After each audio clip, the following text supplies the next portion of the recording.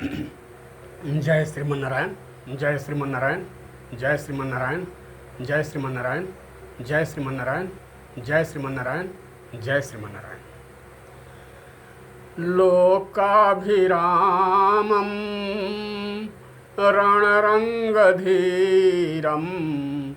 राजीवनेत्रं रघुवंशनाथं कारुण्यरूपं करुणाकरन्तं श्रीरामचन्द्रं शरणं प्रपद्ये, श्रीरामचन्द्रं शरणं प्रपद्ये। श्री सीताराम भगवान की जय। श्री कृष्णाय वासुदेवाय हरये परमात्मने प्रणतक्लेशनाशाय गोविंदाय नमो नमः। श्री कृष्णचंद्र भगवान की जय। सच्चिदानंद रूपाय विश्वोत्पत्त्यादिहेतवे तापत्रय विनाशाय श्री कृष्णाय वयं नुमः। राधे श्याम भगवान की जय। लक्ष्मीनाथ समारंभा नाथयामुन मध्यमा अस्मदाचार्य पर्यन्तां वंदे गुरुं परंपरा। श्री गुरुदेव भगवान की जय। आज के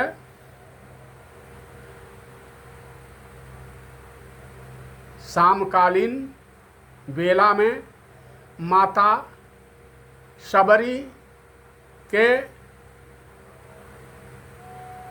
चरित्र के गायन पठन पाठन करने का दास द्वारा प्रयास किया जाएगा। तो माता शबरी का जीवन परिचय क्या है?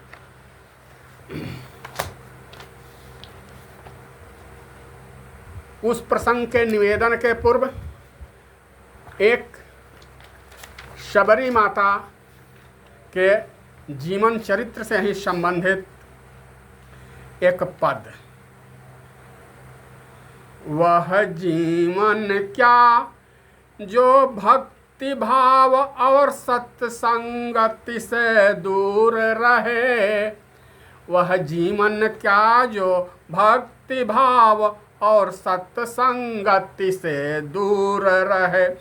प्रभु चिंतन का तो नाम नहीं, जग चिंता से भरपूर रहे। वह जीवन क्या जो भक्ति भाव और सत्संगति से दूर रहे। क्या पूर्व जन्म में पाप बना, क्या पूर्व जन्म में पाप बना, जो जीवन भा परिताप सना। पति ने परमारथ किया मना, हिय होकर चकनाचूर रहे, हिय होकर चकनाचूर रहे। वह जीवन क्या जो भक्ति भाव और सत्संगति से दूर रहे। या तन में कौन अंग रानी है, या तन में कौन रंग अंगरानी है, जो पर्दे में अरुझानी है। सत्संगति तो बिलगानी है, असरानी पन पर धूर रहे। वह जीवन क्या जो भक्ति भाव और सत्संगति से दूर रहे। प्रभु तो पर्दे में नीत रहे, पर प्रभु तो पर्दे में नीत रहे। हम भी माया आवृत रहे, क्यों कर प्रभु पद में चेत रहे। मन एहि विधि सतत बेसूर रहे। वह जीवन क्या जो भक्ति भाव सत्संगति से जो दूर रहे। हे प्रभु यह तन झटपट छूटे, सबरी माता का विनय है। हे प्रभु यह तन झटपट छूटे, रानी की खटपट छूटे, नारायण प्रभु पद रस लूटे, उर झलकत नित प्रभु नूर रहे, उर झलकत नित प्रभु नूर रहे। वह जीवन क्या जो भक्ति भाव और सत्संगति से दूर रहे। तो शबरी माता के पावन जीवन परिचय और उनकी भक्ति, जिन्हें भगवान सर्वेश्वर श्री राम ने अपने श्रीमुख से नवधा भक्ति का उपदेश शबरी माता को दिया है। स्वयं प्रभु ने उनके यहाँ पधार कर दिया है। भगवान के पास शबरी माता नहीं आई, भगवान ही स्वयं उनके पास पहुँचे। तो श्री राम जी के समान, प्रभु राम जी के समान कौन शील और स्नेह का निर्वाह करने वाले हैं। वे शील सिंधु हैं, स्नेह सिंधु हैं, स्नेह सागर हैं, करुणा निधान हैं, दया निधान हैं, कृपा सागर हैं। जो गति देत गिध सबरी का, प्रभु ही सकुचि जिय जानी, ऐसो को उदार जग माही, ऐसो को उदार जग माही, ऐसो को उदार जग माही। बिन सेवा जो द्रवय दीन पर, राम सरिस को नाही, ऐसो को उदार जग माही। एक बार तीर्थराज प्रयाग में माघ मेला, परंपरा से सदियों से तीर्थराज प्रयाग में माघ मेला का आयोजन होता है। लगभग भारतवर्ष के सभी संत महात्मा उस समय प्रयागराज में एकत्रित होते हैं। क्यों? भजन करने के लिए, साधना करने के लिए, सत्संगति के लिए। भगवान के सुजस श्रेयस का श्रवण, गायन, कीर्तन वहाँ लगातार 1 माह तक चलता रहता है। उस मेले में एक बार, उस मेले में तो संत लोग आए ही थे, और एक राजा भी उस मेले में आए हुए थे। बहुत बड़े राजा थे, सपरिवार आए हुए थे। राजा एवं उनके परिवार को भी तीर्थ क्षेत्र में बड़ा आनंद की प्राप्ति हो रही थी, सुख मिल रहा था। राजा की पट महिषी रानी परम भक्ता थी। चारों ओर से जो राजा की शिविर थी, उनके झरोखों से देखी, क्या ही दिव्य दृश्य उसे दिखाई दिया। चारों ओर संत महात्मा लोग सत्संगत कर रहे थे, भजन कीर्तन का आनंद ले रहे थे, भगवान नाम का निरंतर जाप हो रहा था। इस दिव्य दृश्य को देखकर रानी के भी मन में आया कि मैं भी क्या इन संतों की शरण में जाकर क्या मुझे भी सत्संगति का लाभ मिलेगा, क्या मेरा भी यह सौभाग्य होगा कि मैं भी इन संतों के चरणों में बैठकर कुछ देर तक सत्संगति का लाभ प्राप्त कर सकूं। ऐसी मन में वह विचार कर रही थी। अपनी उत्कंठा को, अपनी जिज्ञासा को रानी ने राजा के सामने प्रकट कर दी। रानी अपनी उत्कंठा, संत दर्शन की प्रबल लालसा के भाव को राजा के सामने प्रकट कर दी। राजा ने कहा, रानी विचार तो बहुत उत्तम है, ऐसी भाव होना ही चाहिए, दिल तो भगवान के भाव से भरा होना चाहिए। लगता है तुम्हारा दिल भी भगवान के भाव से भरा हुआ है, तभी तो तुम इस तरह की निवेदन कर रही हो, तभी तो तुम्हारे हृदय में ऐसे सुविचार उत्पन्न हुए हैं। भगवत दर्शन की, संत दर्शन की, ये जो तुम्हारे अंदर विचार आए हैं, यह भगवत प्रेरणा से भी आए हैं। लेकिन रानी, राजा की मर्यादा होती हैं, मर्यादा के साथ साथ परंपरा का भी निर्वहन करना होता है। विचार तो बहुत उत्तम हैं, सम्मान देने योग्य विचार है, लेकिन देवी तुम सामान्य देवी नहीं हो। किसी सामान्य देवी की तरह सत्संग में तुम नहीं जा सकती हो, यह तुम्हारे अनुरूप नहीं है। सामान्य देवी की तरह जाना, सत्संग में जाना, संतों के शरण में जाना तुम्हारे अनुकूल नहीं है। राजा की इस बात को सुनकर रानी को बड़ी पीड़ा हुई, बड़ा कष्ट हुआ, हृदय से बड़ी ग्लानि हुई और उसे अपने रानीपन का होने का भी कि मैं रानी क्यों बनी, रानीपन होने पर भी उन्हें ग्लानि हुई। मैं रानी क्यों बनी कि मैं सत्संगति से दूर हो रह रही हूँ। मुझसे तो अच्छे ये सामान्य घर की देवियाँ हैं, जिन्हें संतों की सेवा का, संतों के चरण दर्शन का और संतों का सत्संग का लाभ मिल रहा है। मैं उसे रानीपन पर ही ग्लानि हो गई। कौन पाप कईनी जैसे रानी कहनी करुणा सागर हो, भैनी काहे पर्दा नसीन।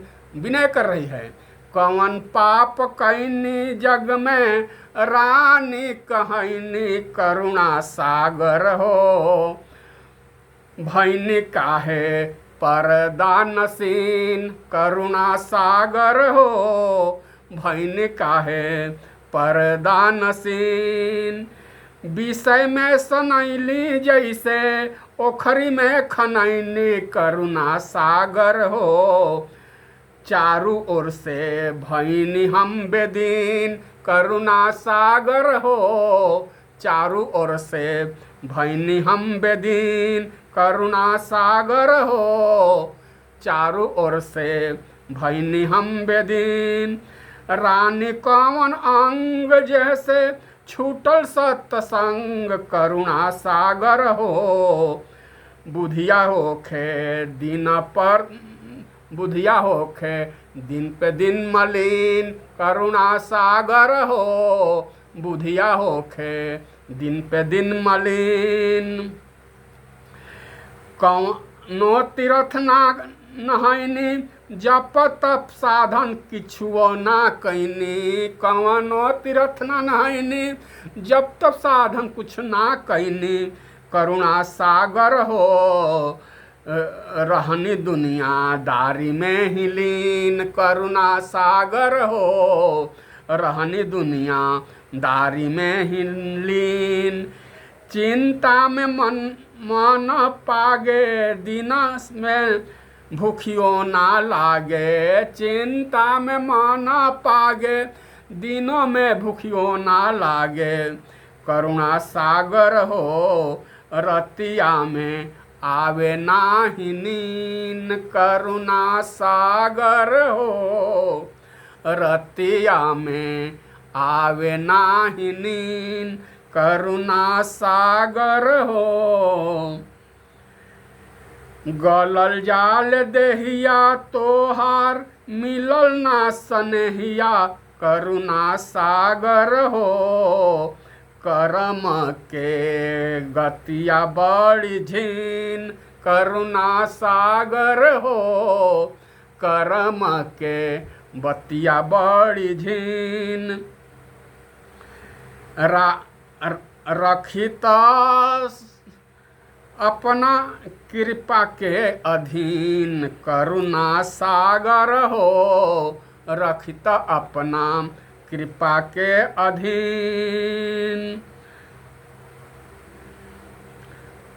करुणा देखवत कवनो विधि से अपनावत करुणा देखवत कवनो अपना विधि से अपनावत करुणा सागर हो रखित अपना क्रिया के अधीन करुणा सागर हो रखित अपना क्रिया के अधीन धन्य उनकर जीवन लगले प्रेम रस पीवन अन्य सामान्य देवियों के लिए कहती हैं धन्य उनकर जीवन लगले प्रेम रस पीवन करुणा सागर हो भावे जिनके करवा ओ कौपीन करुणा सागर हो भावे जिनके करवा ओ कौपीन राख प्रभु नारायण आपन शरण में पारायण करुणा सागर हो भक्ति जल में होखे मनवा मीन करुणा सागर हो भक्ति जन में होखे मनवा मीन। तो उन्हें अपने रानी होने का भी ग्लानि होने लगी। मैं सामान्य महारानी नहीं हूँ, इसीलिए तो संतों की संगति में नहीं जा रही हूँ।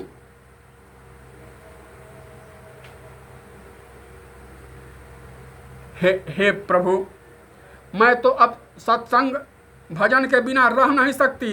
मेरा महारानी होना ही मुझे भजन में बाधा डाल रहा है।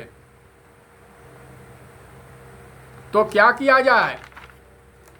तीर्थराज प्रयाग में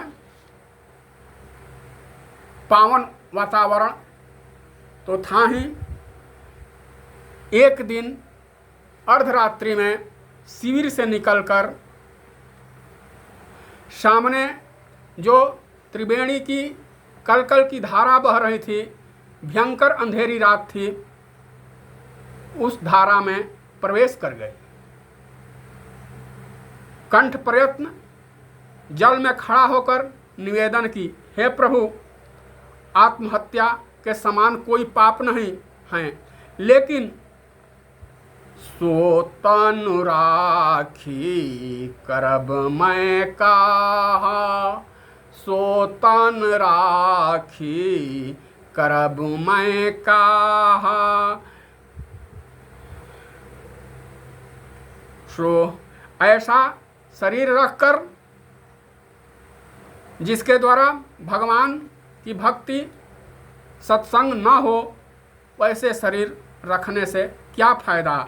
हे प्रभु, आपके श्री चरणों में मेरा प्रेम निरंतर बना रहा है, ऐसे विचार करते हुए वह जल समाधि ले ली और यही प्रार्थना करती रही भगवान से कि हे प्रभु, आपके श्री चरणों में मेरा प्रेम निरंतर बना रहे। जन्म जन्म रति राम पद, जन्म जन्म रति राम पद, यह वरदान न आन, यह वरदान न आन। तो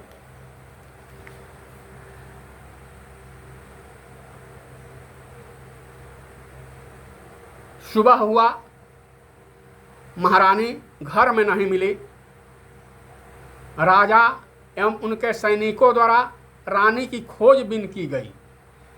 जल में जाल डाला गया, रानी का पार्थिव शरीर तो मिला, लेकिन उनकी आत्मा निकल चुकी थी। इसी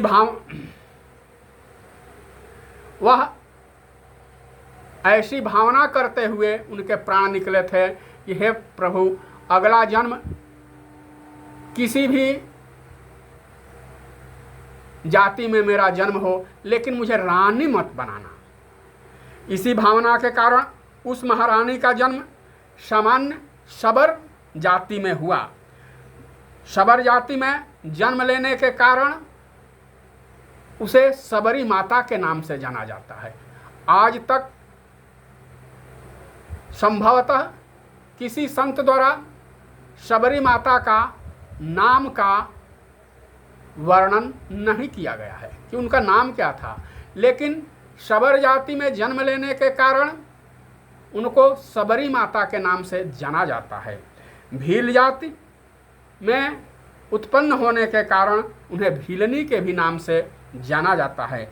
आश्चर्य की बात तो यह है कि आज तक उनका मूल नाम क्या था, यह अभी तक नहीं सुना गया है। हमें तो नहीं सुनने को मिला है।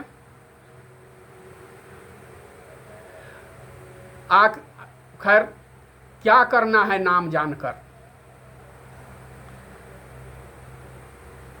भक्तों का काम नाम जानना नहीं, भक्तों का नाम जाने पर भक्तों के कारण ही भगवान का नाम संसार में जाना जाता है। भक्तों के कारण ही भगवान के नाम एवं भगवत महिमा, उनके सुयस श्रेयस चरित्र का गान होता है और भगवान नाम का, भगवान कथा का, भगवान चरित्र का प्रचार प्रसार भक्तों के द्वारा ही होता है।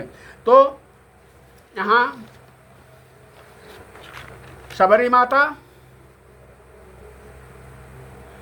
का जन्म एक शबर परिवार में हुआ। बचपन से ही वह विरक्त थी, भगवत अनुराग में अनुरागी थी। उन्हें भगवान के श्री चरणों में बड़ा अनुराग था।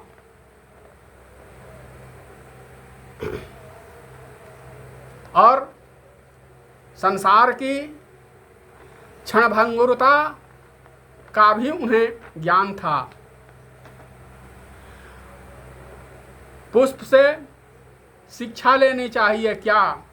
आज खिले कल झुक चले, परसों मिल गए धूल, देख दशा एवं फूल की, फिर क्यों फूलत फूल। फूल अभी खिले हुए हैं, प्रस्फुटित हैं, फिर थोड़े देर के बाद झुक जाते हैं, फिर थोड़े ही दिनों के, कुछ ही क्षण के बाद, कुछ ही दिनों के बाद गिर जाते हैं। ऐसी दशा जब फूलों की है तो आखिर वे खिलते क्यों हैं? उनका अस्तित्व इतने थोड़े समय का है तो खिलते क्यों हैं? फूल अपनी यह दशा देखकर फिर भी खिलते हैं। कभी कभी वृक्ष भी आपस में वार्तालाप करते हैं। वृक्ष क्या कहते हैं? ये वृक्ष की पत्तियों में वार्तालाप होती है क्या? पत्ता बोला वृक्ष से, सुनो वृक्ष बन रहा है, अब के बिछुरे कब मिले, दूर गिरेंगे जाए। वृक्ष ने अपने पत्तों से पूछा, पत्तों ने वृक्ष से पूछा, ए वृक्ष, अभी तो हम आपके साथ हैं, लेकिन अभी मैं गिर रहा हूं, मेरे गिरने के बाद आपसे मुलाकात कब होगी? उत्तर दिया वृक्ष ने, तरुवर बोला पात से, सुनो पात मम बात, या घर की यह रीति है, एक आवत एक जात, सियावर रामचंद्र की जय। यह वृक्ष की बात नहीं है, यह इस संसार की बात है। यहाँ की यही रीति है, यही परंपरा है क्या? एक आवत एक जात। ऐसी बातें बाल्यकाल से सबरी माता सुना करती थी। उनमें ऐसा ज्ञान बचपन से ही था। माँ ने उनकी इस व्यवहार को देखा। किस व्यवहार का? कि यह तो अनुरागिनी हैं, वीतरागिनी हैं। ऐसे स्वभाव को देखकर माता ने पिता से निवेदन किया क्या कि ये शबरी वीतरागिनी हैं, अनुरागिनी हैं, भगवान के श्री चरणों में इनका अनन्य अटूट प्रेम है। ऐसे स्वभाव को देखकर माता पिता ने सोचा कि संसार से इनको जोड़ने के लिए, संसार से लगाने के लिए इनका विवाह कर दिया जाए। जगत वालों के पास एक ही उपाय रहता है। क्या? जब कोई बाल्यावस्था से भगवान से प्रेम करने लगता है तो संसार के लोग चाहते हैं, विशेष रूप से उनके माता पिता चाहते हैं कि इनकी विवाह करा दिया जाए, तो इनका मन भगवान से मुड़ जाएगा, संसार में लग जाएगा। पिताजी बोले यह उपाय ठीक है। अपनी ही जाति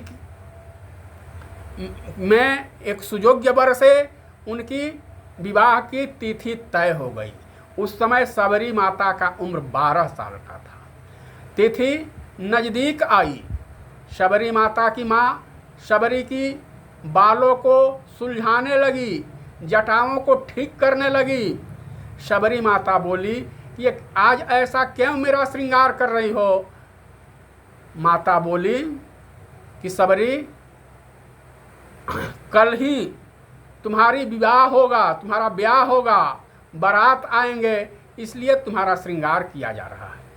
शबरी माता को यह सुनकर थोड़ा तकलीफ हुआ। फिर घर के बगल में देखती है तो एक कमरे में बहुत से पशु और पक्षी बंधे हुए थे। वे तड़प रहे थे। शबरी माता ने पूछी, इनको क्यों बंधन में बांधा गया है? उसे बताया गया कि शादी में, तुम्हारे शादी में जो वर पक्ष के लोग आएंगे, उनके स्वागत में इन पशु पक्षियों को मांस को पका करके परोसा जाएगा, उन्हें खाने के दिया जाएगा, इनका मांस बारातियों को खिलाया जाएगा। यह सुनकर शबरी को बड़ा तकलीफ हुआ।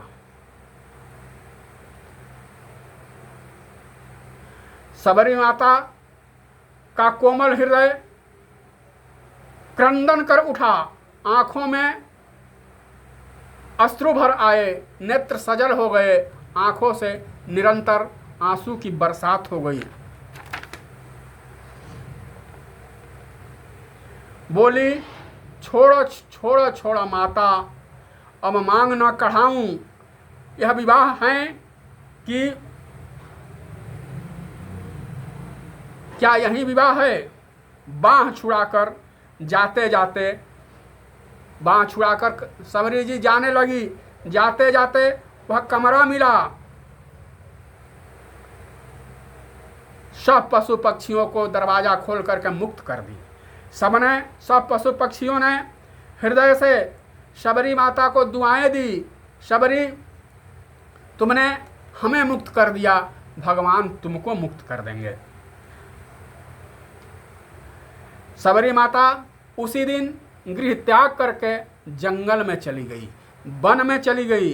भागती दौड़ती हाँफती वन में गई। महात्माओं का, संत महात्माओं का दर्शन लाभ उन्हें मिला। हृदय खिल उठा।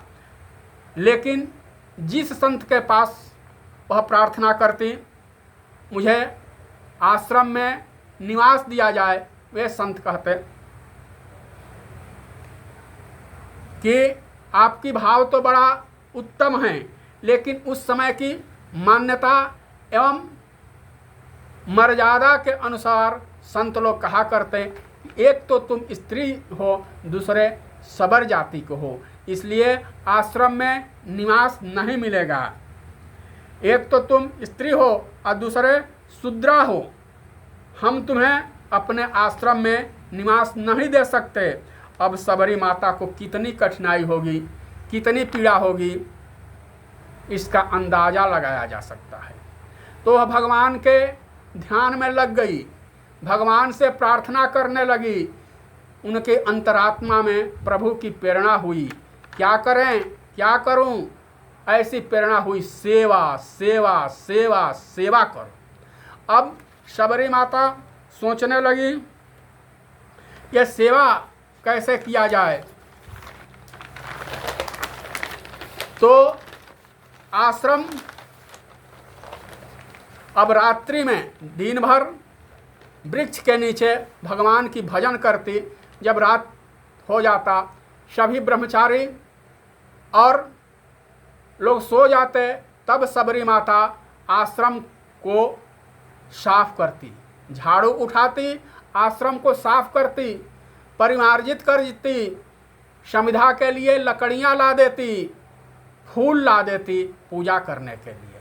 अनेकों दिन तक ऐसा उनकी सेवा चलती रही, सेवा चलती रही। ब्रह्मचारियों ने देखा कि आखिर रोज ये आश्रम इतना साफ सुथरा हो जाता है, संविधा की लकड़ियाँ आ जाती हैं, पूजा के लिए जो पुष्प हैं वे आ जाते हैं, ये करता कौन है? उसका पता लगाना चाहिए। ब्रह्मचारी लोग एक दिन जागकर इनकी पता लगाने का प्रयत्न करने लगे। जब अर्धरात्रि से कुछ और बीता, देखे कि एक कृषकाय लड़की माथे पर लकड़ी की बोझ लेकर आ रही है। जैसे ही वह लकड़ियों को बोझ को अपने सर से उतारी, ब्रह्मचारियों ने पुकारा, रुको, तुम कौन हो? वह भागती हुई गई, भागने लगी, डर गई, बिल्कुल डर गई।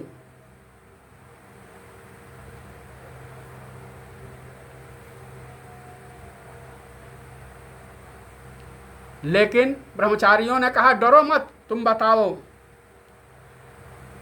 उसने अपनी सारी वृतांत को ब्रह्मचारी से बता दिया।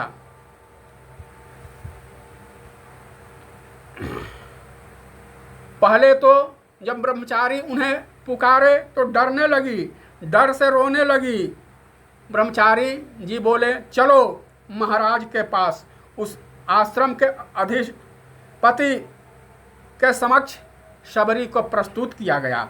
रोते हुए शबरी ने संपूर्ण वृतांत को बता दी। भगवान का प्रेम घर में रहने नहीं देता और परंपरा आश्रम में निवास नहीं देता, इसलिए मैं चुपचाप सेवा करती रहती हूँ। मेरे अपराध को क्षमा कीजिए नाथ। उस आश्रम के अधिपति महर्षि मतंग जी थे। महर्षि जी मतंग के नेत्र सजल हो गए, नेत्रों से अविरल प्रेमाश्रु निकलने लगे। हृदय भगवान के भाव से भर गया, नेत्र से प्रेमाश्रु निकलने लगे। बोले, बेटी, मैंने तुम्हें बेटी कहा है, आज से तुम इसी आश्रम में रहोगी। पिता के घर में बेटी को रहने का पूरा अधिकार है। पिता के घर में बेटी रहती है तो किसी को किसी तरह की आपत्ति नहीं होती। सेवा अब ब्रह्मचारी लोग करेंगे, तुम यहीं रहो। अब शबरी माता उसी आश्रम में रहने लगी, सुख से रहने लगी।